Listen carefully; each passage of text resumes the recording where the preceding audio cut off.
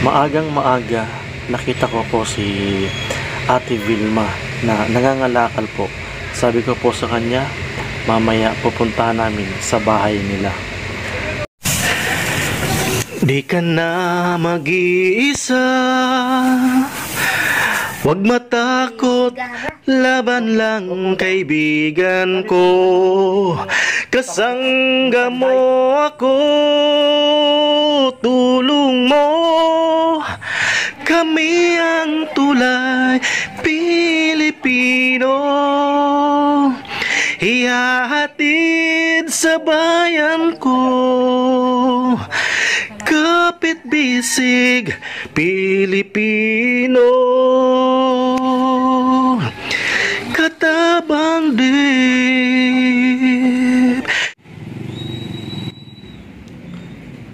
Nagpasama po kami kay Jemar sa bahay ni Ate Vilma Esguera dahil minsan na daw pong tumira o kinupkup si Jemar ni Ate Vilma doon po sa Tibag.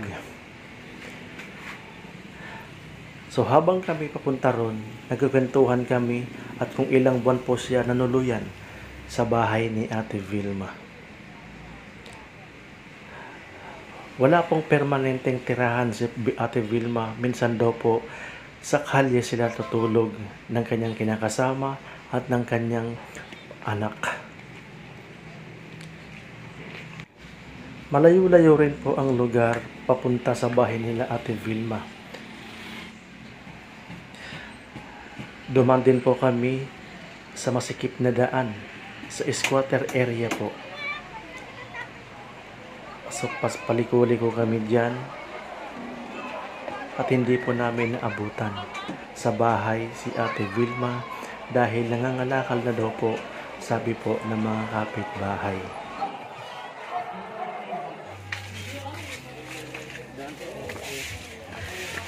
Ikitan po. Ni Pamela. Ako po. Ako po. Ako po. Ilang tao? Kasama naman natin ni Pamela.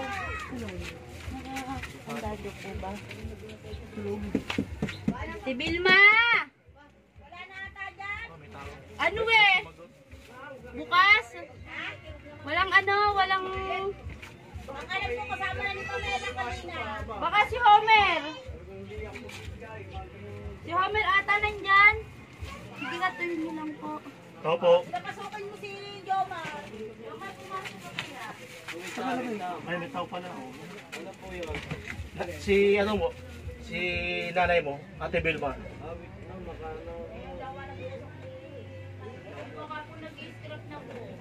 Ay, ano na? Balik na lang tayo mamaya. Sige mo na, boss. Balik na lang po kami mamaya. So, yan mga kataba. Hindi namin inabutan si Ate Vilma. Nangangalakal na daw po, sabi po ng mga kapitbahay. Mamaya, habang namin dyan sa kanto. Sobra pong talaga doong ban.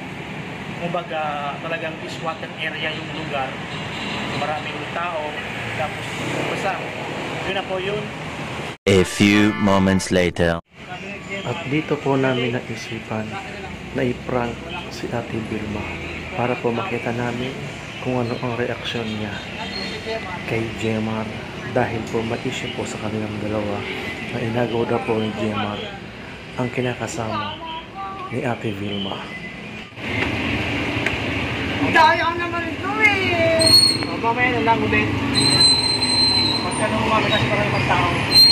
Yun po na magbibigay ng ticket vlog eh. Hello? YouTube lang? Oo. Oo, namumay na sa'yo. Magbibigay ng YouTube sa'yo yan. Maraming ano dyan, yung fragment cloud, magbibigay sa'yo. Ayun eh. Oo. Wala akong pagkain ngayon. O paano pagkain sa Jemar? mo ko 50. Wala ka kasi kanina eh. May bigas yun, may grocery. Tuwa naman si Gemma. O siyempre, sino mo yayaw? Wala ka kasi. Ano ito si Jemar? Ano yun mo? Dahil pinag sa akin.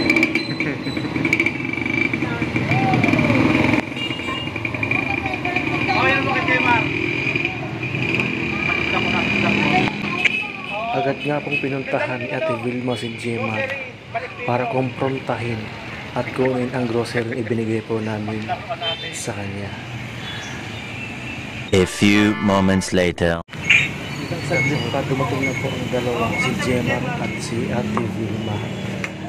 So galit po si Jemar at masakit po ang ulo dahil po binabawi po ni Ate Vilma ang grocery. Hindi po alam ni Jemar na ibahagi lamang po ito ng aming prank. Ito na yun, sinagay mo? Bigyan mo katali. Awain ko yun. Nako, ibang dami ito. Ako nagpa-interview. Nasa katulo mo? Ba't nakakit? Ang mga binigay.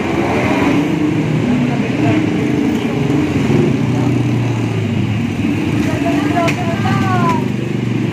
Laman daw.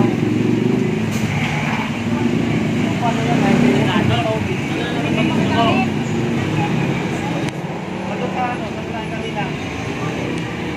Sa mga kanina. Ano ba?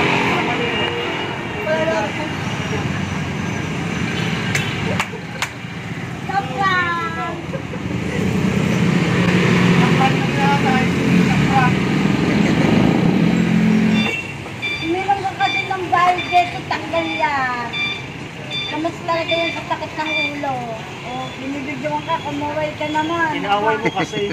Ha? Inaaway mo kasi kaya sakit ang ulo. Hindi man, inaaway kasi mo. Mama niya ako. Ay mo, baba. Sabi niya sa akin, mami. Tawag sa'yo ano? Mami, ayaw ka. Oo. O, kumuway ka na doon, mami. Kasi pala yung nanay mo nawawala. Kumuway na Nanay mo nawawala. Hindi. Ayaw. Gaya mo ng nanay mo. Ha? Ano? Alin? Okay. Matangkad pa no? Eto, pogi rin. Ayun, pogi rin. Poknat.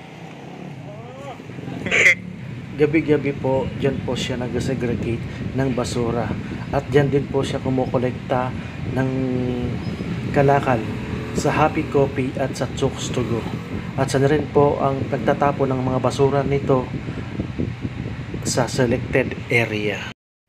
At nalaman ko rin po na hindi pala natutulog si Ate Vilma sa kanyang bahay dahil po mainit, walang kuryente. Sa bangketa po siya ng tibag sa kanto natutulog kasama ng kanyang kaibigan na si Ate Pamela.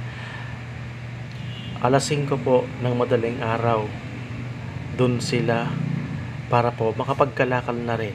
At kinabukasan po, pagsikat ng araw, ay binibenta po na nila ang kanilang mga kalakal sa kalapit na junk shop. Umaga't hapon po, nasa kalye na po si Ate Vilma para po maghanap ng ikabubuhay para may pangbili sila na ng bigas. Iba doon lang karon, sabi mo, wala akong sakot. Meron ka lang sa mga paglapa. Ay, salamat po kaya, ma. Amang Diyos, salamat po po sa amin. May bigas na lang dito. Ay, sa akin po, salamat din po dun sa nagbigay po. May Manug Parks. Manug Parks ang nagbigay galing Canada. Malugtad, Parks. Manug Parks. malugtad, Opo, galing Canada. galing Canada. Ito. Ay. Sabon na panlaba kay Pavel. Pupunas muna ako ng kamay. Tapos ito may bigas na, may grocery ka dito. Galing na pa mo na sa matig na. Wow! Naglalaba ka na din, ma. Baka na magdabala si Vilma. Maglalaban na po ako. Dapat pa talaga rin eh. O, siyempre, kailangan para yung sponsor natin, baka mo. Parang bata eh. Parang bata po ako. Okay ka na. Grocery, may wala pa ano. Maglaba ka na. Tuwang-tuwa si Ate Vilma sa aming munting handog. Shoutout po sa ating major sponsor, Malu Parks from Canada. So please support sa kanyang YouTube channel. Isa po siya napaka-legit na kaibigan.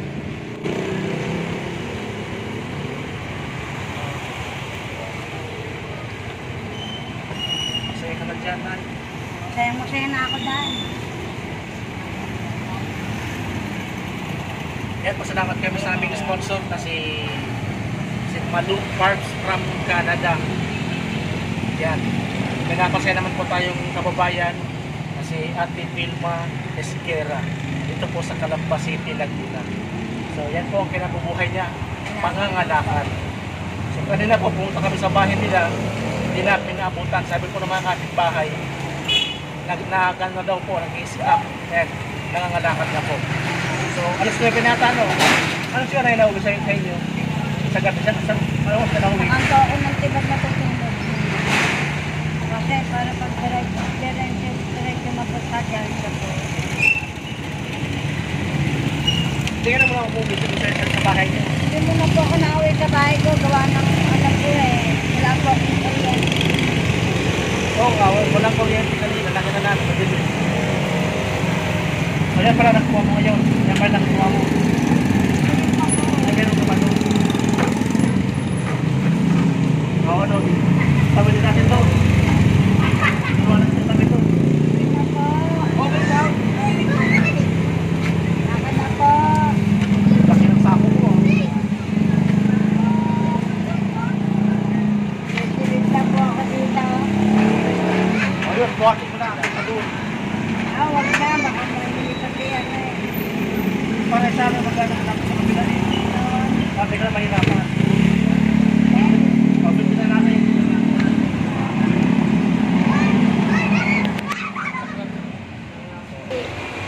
Kasing ka na naman yan eh. Lasing ba? Oo, lasing ka naman pala eh. Mukha mo eh. Hindi mo lang ako nalasing eh. Paano ko lasing mo? Pagod lang ako sa trabaho. Ako ba nalagay? Pabili natin yung mga sa limon. Ay! Dahil sa kanila. Ito, Gusto mo ba? lahat ng mga tao tinutulungan ni Boss Dave. Kaya lagi ako sumunod. Oo, lagi ako pinapanood sa YouTube niya. Vlogger yan eh. Vlogger nga din ako eh. Pero na, Ang mga kaya pera tayo kagad, gusto mo hihingi sa ako ng mga Kung gusto mo, buhatin ka namin papunta sa kabila. Oo nga, tama. Dali, oh, buhat. Oy, Ano, ikaw? Kaya nandito Ngayon ka lang nagpapakita Akin ang halaga mo Hindi naman niya. Ang pakis mo.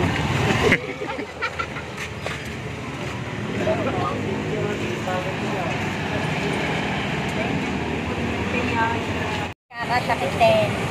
Diyan pa kayo ng kalakasan. Salamat eh, salamat. Yan eh, ipagdasal nyo kami. Na sana dumami na yung views namin. Ano nga? Dumami yung subscribers namin. Nasaan ba ako dyan eh? Tuwing ready. Saka linggo. Bilang pasasalamat po, kinantahan po kami ni Ate Vilma ng kanyang paboritong awiting Pasulyap-Sulyap ni Tutsi Guevara. Paborito? Ito talaga.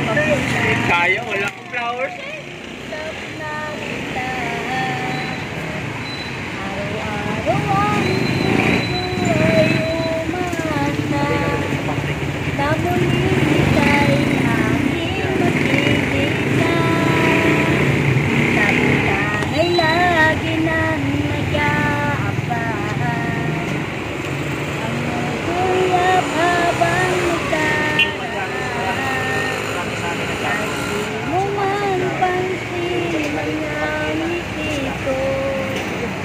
Manibang ko at tanda mo. Pasulyap-sulyap na tuway